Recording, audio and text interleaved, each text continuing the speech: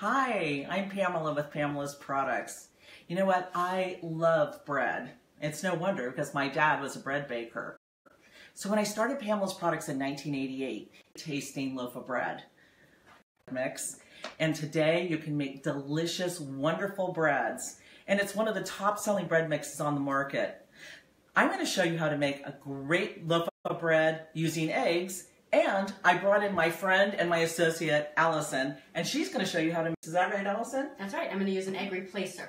Great. So, Allison, you've been eating like how many loaves of Pamela's bread in your life? I have been eating Pamela's bread for probably with celiac disease 15 years ago. And when I was diagnosed, I couldn't find very good options in any of the grocery stores. And when I found Pamela's Products, and specifically your bread mix, it was something that everybody liked in my family. And I also have a daughter with multiple food allergies, one of them being eggs. And it's very difficult to find a gluten-free bread without eggs in it, or a mix that works without eggs or with eggs. It was really life-changing, actually. Great. Yeah. So let's show how easy and simple it is. I know that bread making is one of those daunting ideas, right? People stay away from bread baking because they think that's going to take forever and you have to knead the bread. Well, the thing about gluten-free bread is that you don't have to knead it because there's no gluten in it. And my mix, I make it so simple and easy. You're going to mix it up, throw it in the pan, let it rise, and then bake it off. Really simple. Yeah, I mean, I never even made a loaf of bread before I was diagnosed 15 years ago. And so when I made Pamela's bread, it was probably my first time ever making any kind of bread, and it was super easy. Yeah. So let's show you how simple. I've got my bread mix. I'm going to be using a stand mixer. Hang on one sec. I just want to let everybody out there know that we are actually going to give away a 4-pound bag of the bread mix to one lucky winner. 4-pound bag, which is great for so many uses. So many uses, and you can make your own fabulous gluten-free bread. So let's start with a stand mixer. We want to use a heavy-duty stand mixer, and the reason being is that when you're mixing the dough is thick. If you use a handheld mixer, you know, the kind that you beat egg whites with, the dough, it sticks to the beaters and it rides up the beaters, and you're not going to get a good mix. It's going to be a huge mess. So heavy-duty stand mixer. We've got my pan, and I'm going to be using a paddle, right? Very simple. We're going to cut off the top of the bread mix. This is a 1-pound bread mix. It's a single use. So in this bag is going to be the yeast packet. When you have the 4-pound bag, there's no yeast in that. You'll need to add your own. So we're going to pour in the bread mix, and I'm going to look for the yeast packet. Make sure that you find the yeast packet. Don't bake your bread with it. All right, open up the yeast packet, pour it right in. This is like so simple and easy. All right, so I've got my yeast, I've got my bread mix. Now, what I've done is I've tried to make this foolproof. Take a 2-cup measuring cup. We're gonna add 1/3 cup of oil, and you can use any kind of oil. Allison, I think you use olive oil when you make bread. This is a regular vegetable oil. To this, I'm gonna add 2 eggs. So just crack. Does it matter if the eggs are room temperature, or can they be cold? Does it make a difference? You know, I've heard for years that people like to use room temperature eggs because they fluff more. They pull them right out of the refrigerator. To this, we're at the 2-cup point. Remember, I'm trying to make this so easy that anybody can make this bread and it will turn out every time. So up to the 2-cup point, and then you're going to add 2 more additional tablespoons of water. It's very specific, but it's why it works time and time again. Here we go. I'm going to just pour it right in on top. Put it on my mixer, my mixing bowl. There we go. Add the paddle. Now I'm going to mix for about 2 minutes.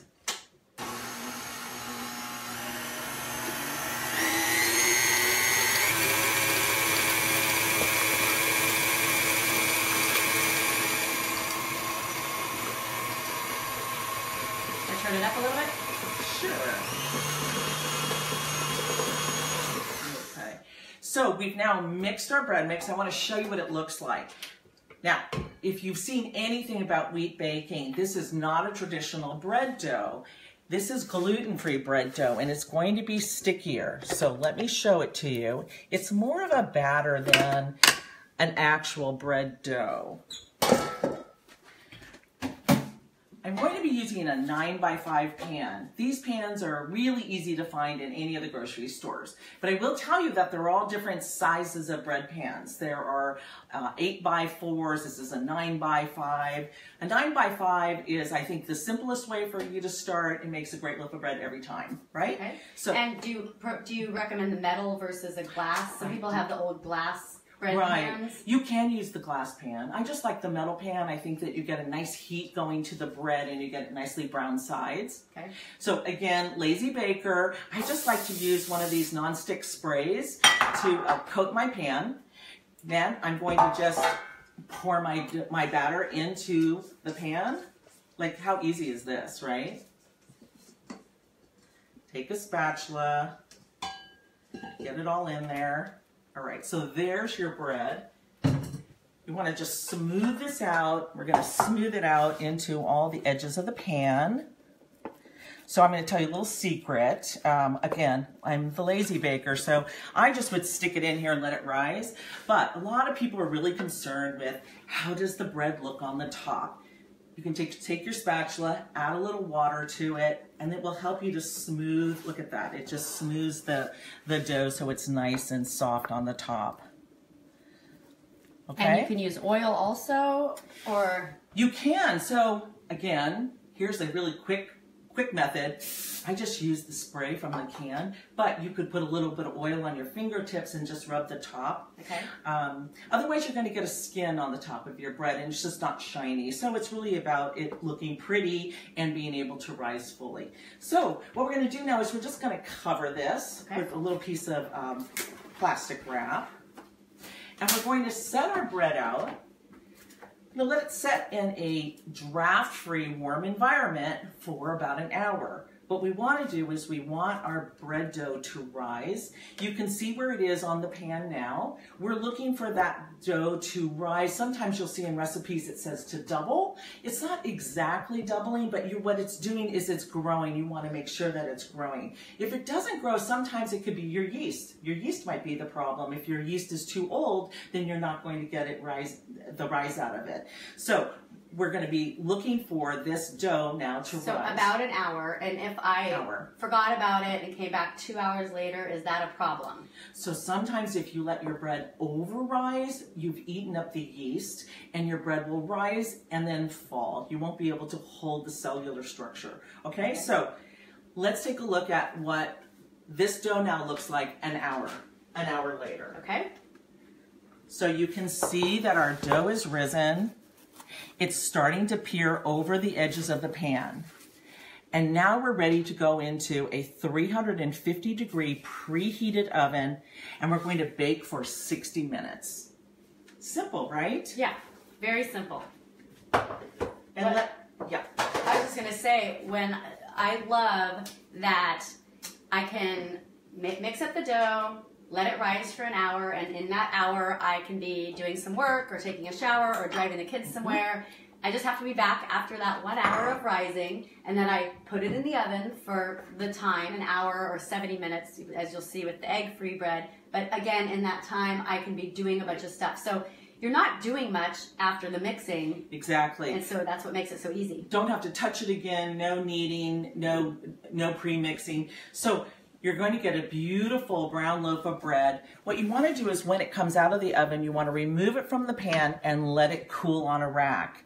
The thing about bread is that if you don't let it cool completely, when you go to cut it, you're going to squish it because it needs to cool completely so that you get this beautiful loaf of bread, soft, easy to cut, slices beautifully. Yeah, there's going to have to be a lot of willpower in your family because it tastes, I mean, it smells delicious while it's baking, fabulous, right. And to be able to let it cool is very, very challenging before you slice it. But I have noticed that if you slice it when it's warm, it can get a little gummy inside. Right. And people think, oh, that's because it's gluten-free or I didn't cook it enough. It's actually kind of getting squished. So you do want to let it cool completely so that you get this really fluffy looking bread. You also want to remove it right from the pan. Take it out of the oven. You want to take it out of the pan and let it cool onto the rack. If you let it sit in the pan, what it will do is it will sweat and it's adding more moisture back into your bread. So let it cool on the rack thoroughly, about 2 hours later, now you're ready to cut and serve. If you want to keep this bread, the best way to do it is a plastic bag on the cap, and even a double wrap will help keep that moisture in the bag longer in your bread. So don't stick it in the refrigerator, just leave it on the counter. I leave it on the counter exactly like you said, in a plastic bag. It frankly doesn't last that long in my house anyway because everybody eats it. But if it does start to dry out a little bit, then that's when you might want to toast it. You don't have to toast it before that. It's so moist. I mean, most gluten-free bread you have to toast for even it to be edible. This you don't have to toast. And then as it gets drier and drier, I like to make it into croutons for salad bar night at my house. Oh, that's a great idea. Things like that. Right, to put in your soup.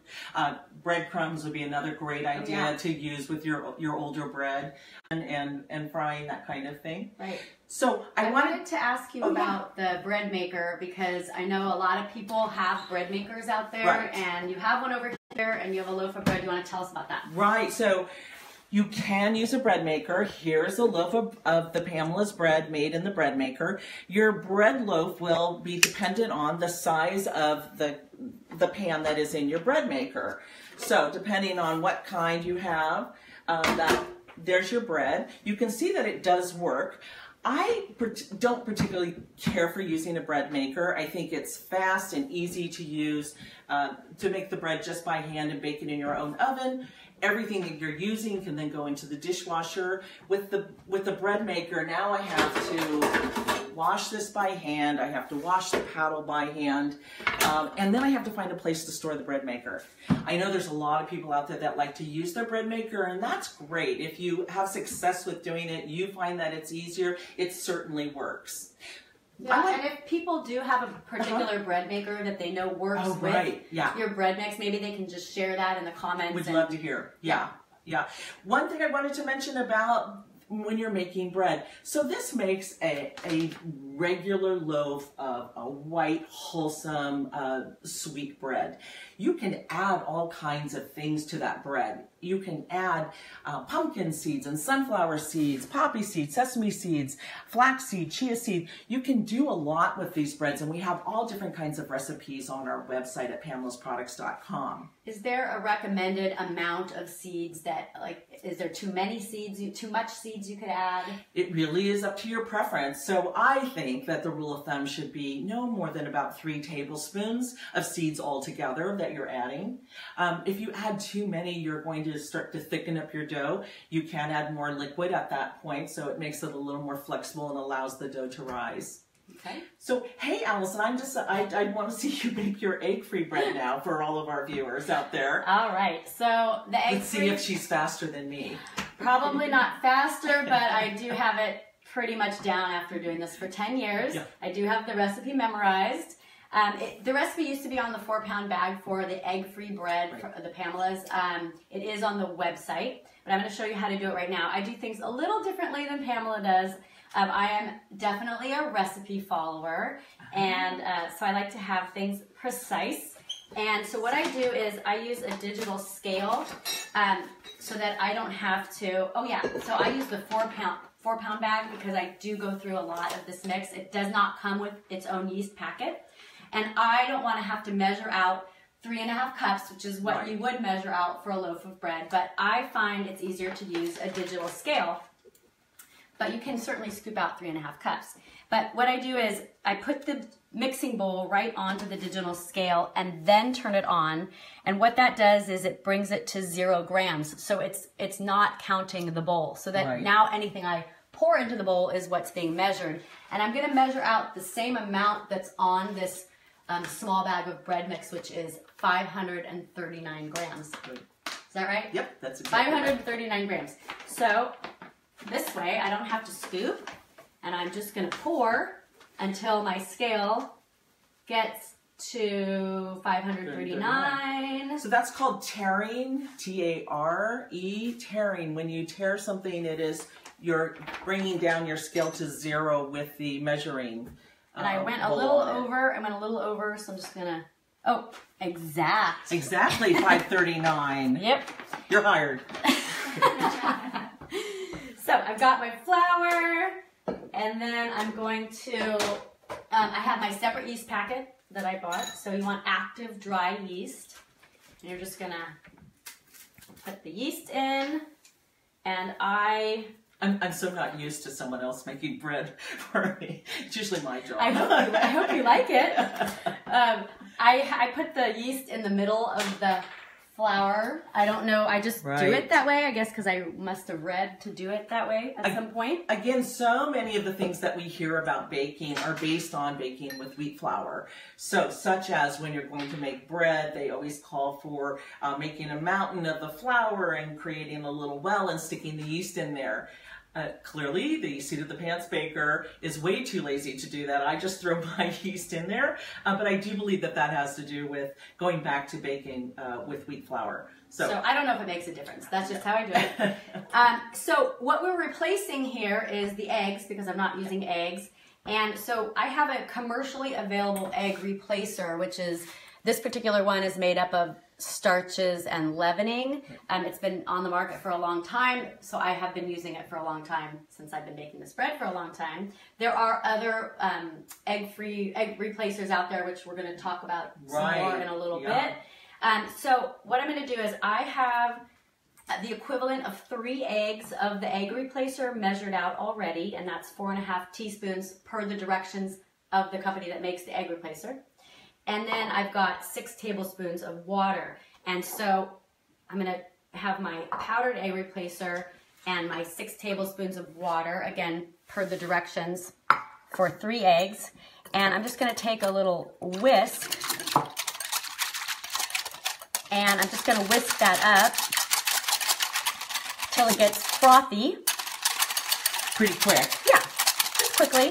Almost as much time as it takes to crack some eggs. Yeah, exactly. And so you've got your little frothy egg replacer mixture.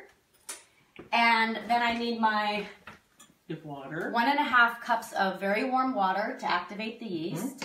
And I'm just going to pour in the water, pour in the egg replacer, and that. And then I've got a 1/4 cup of oil, and as Pamela mentioned, I like olive oil, but you can use any kind of oil. And that's it. That's all you are going to add to this. And you're going to do the same thing that Pamela did. You're just going to stick it in your stand-up, your heavy-duty stand mixer. With your paddle. And from here on out, it's the same process that Pamela did. It's mixing it and putting it in the pan. So let's just mix it up real quick.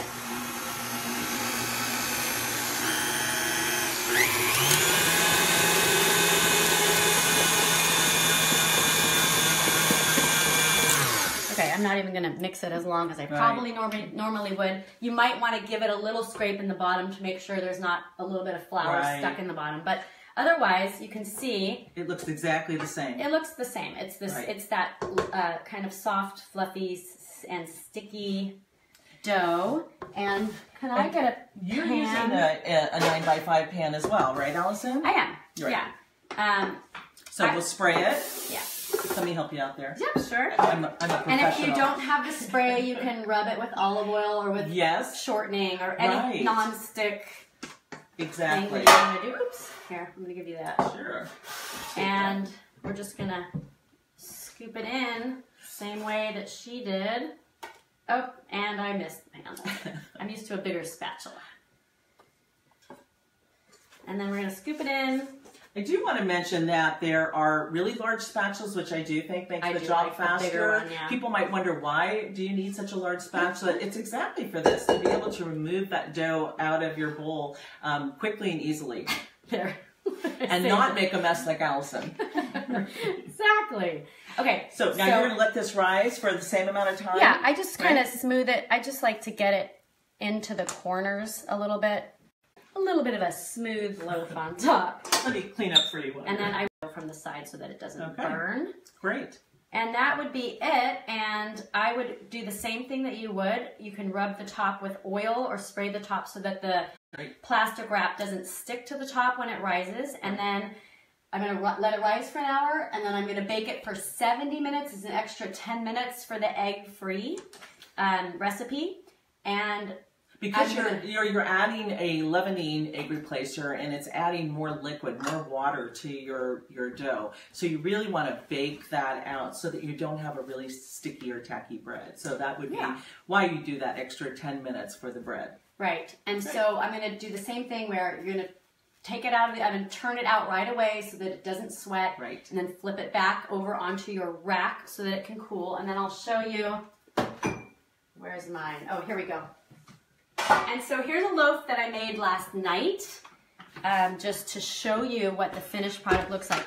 I mean, those of you that can't have eggs or have to do egg-free know that it's very difficult to get a delicious, soft, moist texture without eggs and sometimes with egg replacer. And that's why I love this bread mix, because it actually works and it gives you this really soft texture, right? And delicious. It's so good. You can see the difference between one that is made with eggs and one that is not made with eggs in the size of the loaf, but up the holes. You could certainly make a sandwich on this.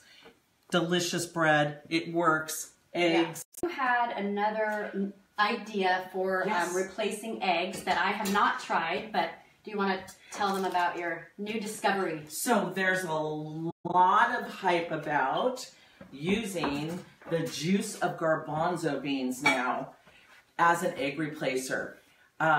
There's an actual name for it, but literally it is the juice around the garbanzo beans when they're in the can. So a half a cup.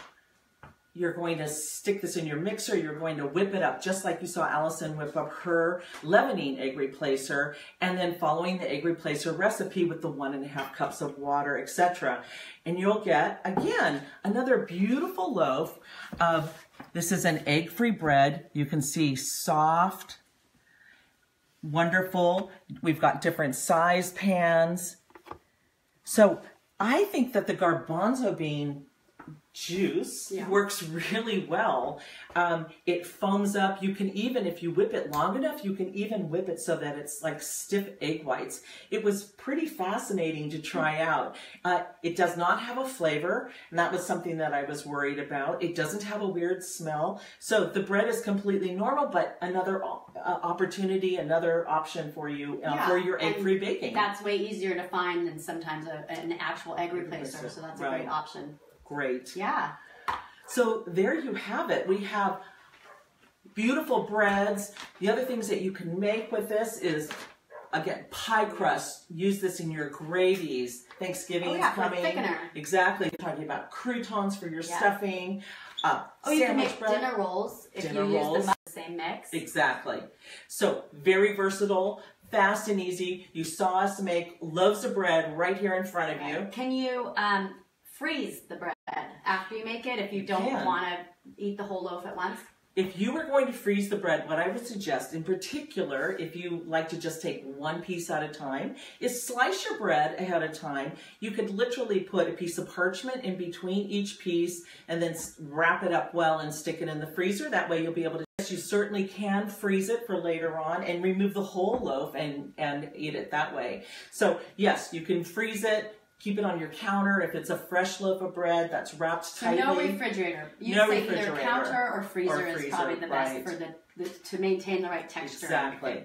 So we're really fast, easy bread mix to use. Pamela's maker, the stand mixer, make it by hand, dinner rolls, pie crusts, all kinds of products that you can, all kinds of foods that you can make with the bread mix. And one lucky person right now is going to win that 4-pound bag. So I think, do we have a winner out there? So let's see. Who of you have been writing in? Pamela. From Mayfield Coots. I think that's her name. Oh, Sharon Mayfield from... I think her Sharon Mayfield Coots. You mean there's no town called Mayfield Coots? Okay, Sharon. Congratulations, Sharon. So how about you send me some photos of some actual bread and where you actually live. That would be good to know. Anyway, it's been a pleasure. Enjoy your Pamela's bread mix. Fast, easy, delicious. You can do this. You can. I did it. And